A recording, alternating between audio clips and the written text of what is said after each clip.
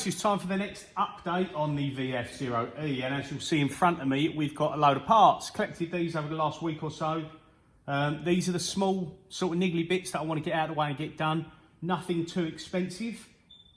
So these are the sort of bits that are really annoying and cause you problems, but they're not too expensive to fix, so they're definitely worth doing. So I'll quickly go through what we've collected up, and I'll take you from there of what we're going to actually be starting off first.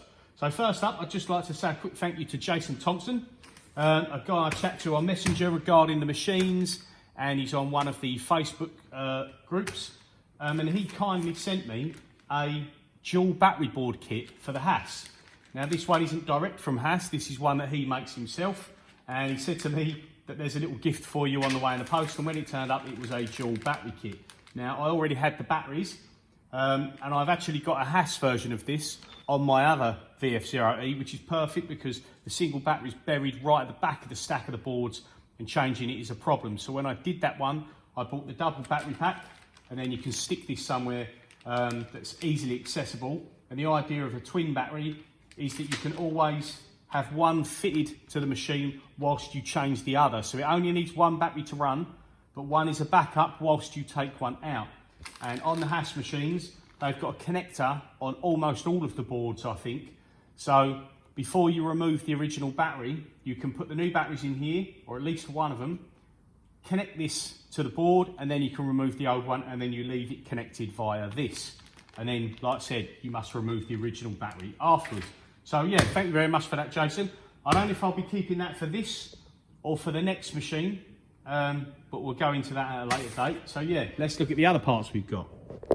So going through, let's start off here. Now this is just a list, and this is the trim lock, and that is what holds the panel, glass panels or polycarbonate, acrylic, whichever you use, panels in the doors. Now you'll notice on here, I've taken the doors off the machine, and I'm going to be replacing the panels because you'll see in the previous videos someone had decided to nut and bolt them in rather than use the trim, and this is the trim. There's various different versions for different panel thicknesses, and again this is from Trimlock.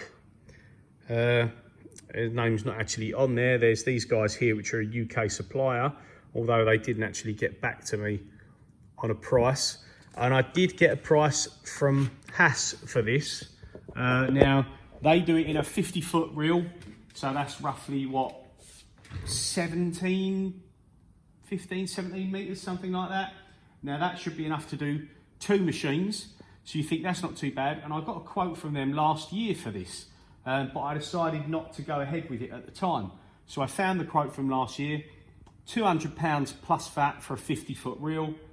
Now it is quite expensive, but when you consider it will do 2 machines, it's only £100 plus VAT. That's not too bad. So I thought, right, let's get some of that ordered. And when I got the quote today, and that is on the 10th of August, the price was £355 plus VAT. And I'm not paying that. That's ridiculous, because £200, that's not too much over what you can buy it for off the shelf elsewhere. It's exactly the same trim lock, so that's the supplier. Now everyone's got a bit of a markup. I sell stuff and I have a markup. Everyone sells stuff with a markup, but that jump isn't reflected anywhere else online other than through Haas, it seems. So to go up £155, you can buy a 50-foot reel online for less than £155. Let alone 355. So I won't be ordering that through Haas. I will go online and I'll order it myself from the States, and that'll turn up whenever it does. Now the panels, obviously, like I say, I've removed them from the machine because the doors and everything was broken. So gives us a chance. I'll just clean out some of the stuff here. Look, you can see a bit of that broken panel. That's, I think this was 6mm. I'm going to replace it with 5 because I can get it cheaply enough that 5mm will still fit the trim, because it takes from 4.5mm, I think it is, up to 1/4 inch, so 6.35. So I'm going to replace it with 5mm because the price is really good, and out of currently on deal round the corner, They've got some acrylic, which is nice and strong. It's a little bit more scratch resistant, although being an acrylic plastic panel, it's not going to sustain like glass will in the sense of being scratch free. But I can get one sheet for 65 quid plus that. It's £5 for them to cut anything off that sheet, and it's a 3 metre by 2 metre sheet, which means I can get 10 panels. So for that price, it's going to be less than 90 quid, and I can change it 5 times, so I don't care if it scratches relatively easy. So yes, we've got that off there. I took the door springs off, gave them a slight clean. They're okay. And then the roller wheels for the doors are absolutely knackered. They're completely gone. There's no bearings left in half of them. Yeah, so they'll get replaced. I've ordered these little wheels online. I think it's about £70 for the wheels, and then the little spacers and bolts I've already got from when I've done the doors on my other machine. And again, I don't mind paying certain prices, but some stuff is just too dear. So I think that set of wheels down there, so there's 8 sets, 2 rollers on each piece. So you've got, yeah, 16 rollers, and then just some spacers, some bearings, some nuts and some bolts. And that's enough for do the whole lot. And for the price of some spacers and then rollers, if it was a couple of £100, again, last time I got a price from Haas for them. Fair enough, if you haven't got time and they're all built up and done, you can't turn the spacers yourself and things like that, the bits that are knackered, or you can't find the door roller sizes online easily, then fair enough, just get online and order them. But that's going to cost me probably, I can turn the parts myself on the lathe, so that makes life a little bit easier for me. And to replace all of that, that's probably going to cost me around £90 and a couple of hours of my own time, compared to, I think the price last year was 350 or 347 if I look at the invoice, or the quote, shall I say. So no doubt that's also gone up a lot. So I'd expect them to be over £400 now for that. And again, it's just too much for what it is. So certain things I don't mind, certain things are just that little bit too much. Okay, next small update is I had the problem about the way covers being utterly trashed, especially the one that was fitted to this side at the time. Now the left and the right are identical. Obviously you've got the front one and the back. I straightened up the back one a little bit, but I managed to find a set of X and Y covers. Now it's only the front Y and obviously 2 X axis, and the rubbers on them, they're actually good on the underside, but obviously they're beaten up and they've got melted patterns in them from hot chips and stuff like that, but they're actually pretty good. This is the only one that it's all ripped off. Now they're a little bit grotty, but you'll see up here, I got one of them the other day and I went over it with a DA sander and I just cleaned it up. Now that's no longer than sort of 10 minutes. You'll see the underside of the rubber there and it's sort of melted back on top, but they are good covers. So I will quite happily be able to use them. And I was really concerned because for something so simple that you think, oh, you don't really think of the covers, but for nearly £1,750 plus VAT for 2 X-axis covers, that's a lot of money for the machine, but then without them, you can't run the machine. Of course, you get everything full of swab, which is that's what it had, and it does damage to lube lines, it does damage to linear rails. So it's a lot of money, but you need them. So when I found these two, I got the 2 X-axis and the Y-axis for £100. And all I've got to do is clean them. They were from a local tool dealer. I phoned him about a machine that he was selling that I actually considered buying a while back, which is another broken Haas, but I didn't go ahead with it. And I asked him if he wanted to sell some parts off it. He said, no, you can't sell parts of that machine, but I do have a pair of X-axis covers and a Y-axis cover. So I went down there, £100, and I've got them. So I'm absolutely over the moon with that, because I was worried what I was going to do about the covers, because without them, the machine is no good. And whilst I was there, he also had a VF2 table. Now, it's a bit of a shame that it's upside down and it's extremely heavy, so I can't turn it over very easily, and I'll leave it like that just now. But this come off of a machine that he had in a good few years ago, he said, and it's in very good condition. Obviously, I saw it the other way up when I bought it. I paid £100 for the table, and that's actually a better table than what is on both my machines. Now, people get a little bit concerned and scared about taking the table off of the machine because of the alignment, but at the end of the day, it's a bolted down plate onto some rails. Yes, you may have to align it, but if you're into this sort of game, it's only alignment. If you get yourself a granite square, or you borrow one or buy one, you can get some that are relatively cheap for what they are. You may not want to do that. You may have somebody you can borrow one off, like I just said, or you may even get somebody in to do it for you and pay them to do the alignment. But when you've got the machine stripped back this far, that table for £100, I'm not sure if I'm going to use it yet, but for that money, I actually thought it's dirt cheap. And this table, it's more than usable, but it's got a lot of dings on it. And under here somewhere, you'll see there, it's got a chunk milled out of it, and it's got a few drill holes. So I thought for £100, I'm going to have that. If I use it, fair enough. If I don't, for that money, I don't actually mind. So yes, that's another update. We've got the side panels removed from the machine because they were knackered. They're now in the bin. And I had some more cut. And these are 5mm panels, same as what come out of it. These are cut from Exelon, a little bit more scratch resistant than basic polycarb, but still not as good as glass. But of course, they didn't come with glass panels in the sides. They were always plastic from new. Now, these are they work out about 65 quid each. I can only get 3 out of them, 3 out of a sheet, because it's an 8x4 foot sheet. So you have a little bit of offcut, which I didn't keep this time, because last time I kept the offcuts. They offer you to you, it just sat around till I threw it away. So I got 3 panels off that, which was 187. So yeah, if you work out roughly £60 per panel. So they're good and they're ready to go in. No point putting them in now because they're just going to get marked up and this, that and the other. This side is okay. We took it off and the channel is good on that side. It's obviously been dinged up a bit that side, but it's still there and it will still sit down in it and be okay. The other side has a section missing. So you see that one there is okay. Come over to this side and it must have got bent up, caught or damaged because it's completely gone. So what I'm going to do, obviously I haven't got any more of this channel. I'll either fab something up the same shape, just a small section there, and I'll just nut and bolt it to the machine. And it's basically, the only reason you need it, as you can see there, is it for a stop. That's all it needs to do.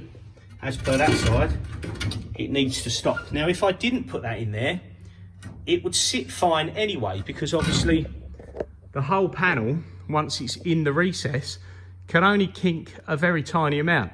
So it's never going to drop out of alignment. It's just a case of being fussy. I'd rather it had the proper stop at the bottom rather than kink over every time. It's still got the proper stops up the top when you open it. So that's all well and good. So yes, panels removed. And that's that side of it. Other little update, tiny little parts that we were waiting for, but I mentioned before we wanted the fuse holder caps and I replaced them. I ordered these online and when they turned up, lo and behold, stupid really, but you get the holder and you don't get the cap. So I paid £37 for holders that I did not need, and then I ended up paying, which I didn't know, another £30 for 7 of the caps, which is all I needed to order in the first place, but lesson learned. So they've all been replaced, so no chance of fuses popping out, and that one I'd obviously nicked the end cap off of. So in here we're good. As per the other little update, it's had a nice little clean and it's all going strong. Now, coming back over to the table, I'll show you what else we've got. Mentioned before, a little while ago, these are the bolts that hold the casting on the tool changer. So they go through the rollers into the casting. Now, last time I had an issue with this on this machine over here. That section of casting actually fell off, come down, didn't completely fall off, just the front wheels fell off and it dropped towards the table. Luckily enough, it didn't fall off completely and pull the wiring out, etc. But it was still a big problem Luckily didn't damage the casting, because that's what normally happens. Now, at the time I couldn't work out why it happened, if a switch failed, because the head, I'm thinking, must have come down onto the casting, but the switches showed that they were working. I couldn't suss it out until doing a bit of research. It tends to seem, you tend to find, from what I've read, that these actual bolts snap. Fatigue, over all the years of that going in and out with the tool changer, in and out, hitting the stops. So what must have happened is the front bolt at the top broke off, allowing it to drop down. So for the factor of £5 now, I think they were £5 or £6 delivered, I will change them. Strangely enough, they're UNF bolts, or maybe UNC I think they are, and they're only a grade 8 bolt. No idea why, but I looked for the UNC and I can't find any higher tensile like you do with the metric socket cap heads, like a 12.9, was unable to find them. So that's what it had fitted at first. I'm guessing if they've done that long for sort of, they might have been changed in the last 20 odd years, I don't know, but I'll change them as a matter of course because they're cheap and I've had the tool changer fall off and I don't want that again. Okay, next up on our list, we've got the Crozet limit switches. Now these are the 2 metre cable version. I've already terminated them. They don't come with these connectors. These are mini fit junior connectors. All the limit switches use a 4-way. Not all of them are wired for normally opened and normally closed. Some of them are just only wired one or the other. But because the cable's there, I wire them all as done. So I buy the connectors separately and the pins and sockets separately. So I'm going to replace, one of these is a spare for me in general. The other one is for that X-axis switch with the damaged cable that I showed you before. This one down here, all damaged and taped up. So that will be done. And then the other two with the 1 metre cable are for here. Because that one in there, don't know if you can see it, it's got a cable tie wrapped around it because it's very loose and wobbly. The one at the back's okay, but because I've got them, and the 1 metre cable ones were quite cheap, I managed to pick these up off eBay for £30 for the pair, brand new old stock. And again, I bought the connectors and pins, which works out about another £4. So they're worth changing, they're going to be done. Cable track. Now this is for the lube line underneath the X-axis here, and it's also the lube line that goes from the casting on the Z-axis up here on the head that runs down to this port here. So when the line comes up and down, you remember my line here had worn because it was touching the ball screw and it had a hole in it and everything was leaking anyway. But this should have cable track attached to that and attached to here, so that when it goes up and down, it's in the track. The track might get worn out a little bit on the back of the casting, but you're not going to rub through the lube lines, and that's going to take a long time to rub through. And while we're on cables, spiral cable wrap. Now this is normally fitted as standard. It's got it on my other machine. I've seen it on lots of others. All this cable here that you see that's all loose, and probably one of the reasons why things get cut up and lines get damaged, is that is normally spiral wrapped all the way around to keep all that together. Now that does two things, keeping it all together. It protects it slightly from any rubbing, and it also keeps it nice and taut when the Y-axis goes forward and backwards, because it will all move around together. The one thing you may have noticed here is that there's a couple of panels missing. Now there is normally a panel that goes over the top here. Well, it actually bolts to the underside here, and it's like a tray. It comes out level with this edge, comes out to here, comes back round and matches up here, and then one comes out a little bit lower, and that's to stop, obviously you see the cables there, they get hit by all the chips underneath the Y-axis cover, and all the chips getting pushed across by the swarf conveyor, chip auger, whatever you want to call it. So that needs to be done, or you definitely, if you're running this day in, day out, you're going to have issues with damaged cables. And if it's a motor cable or anything like that, encoder cable is going to get expensive if you let them get damaged. So yes, that's going to be on the list to fix. And now going back to one of the last things I've done in an update was the leaky lube lines. Now you see I took everything off here, and I had it roughly laid out of how it sits. So you've got it, I think it was pretty much like so. And then that one sits on a banjo, you've got the bolts. Now, obviously everything was leaking. We put the fittings back in the side there that I was having problems with, and I fitted them a couple of days ago. If you see these ones here and here, and I put them with a thread seal on to, fingers crossed, stop that weep. And then I've ordered 4mm copper line to replace and bend up all the lines. I've got a little pipe bender that will do 4mm, so that's fine. We've got a Banjo Fitting. This one is for the side of the Banjo manifold. This smaller one is to go into the actual ball screw nut assembly. We've got a metering valve here. This is a number 4, and this one goes from the back lube system panel, and this number 4 is only for the spindle oil feed, the air mist oil lubrication, because this is the only one on the machine that is a number 4. Now the other 5 here, see, we've only bought the ones to do the Z-axis while it's apart. These are all 3/0, so they flow less oil than the number 4. Everything on the machine, everywhere else, on all the ball screws, linear rails and everything, are 3/0, and only the spindle bearings are a number 4. So we've got replace all them. We've got our connectors there for the 4mm copper, the compression fittings. We've got nuts for the compression fittings. We've obviously got olives for the compression fittings, and one of the Banjo manifolds on the X-axis, I broke it. So I did replace it with something I machined up at the time to sort of keep me testing and going and find the other leaks. And now that's done, I bought 2 of these very cheaply. I think they're about £6 each. So yes, I have got plenty of bits there to get on with. These, again, none of them are big jobs, none of them are really expensive parts, but it's going to keep you busy.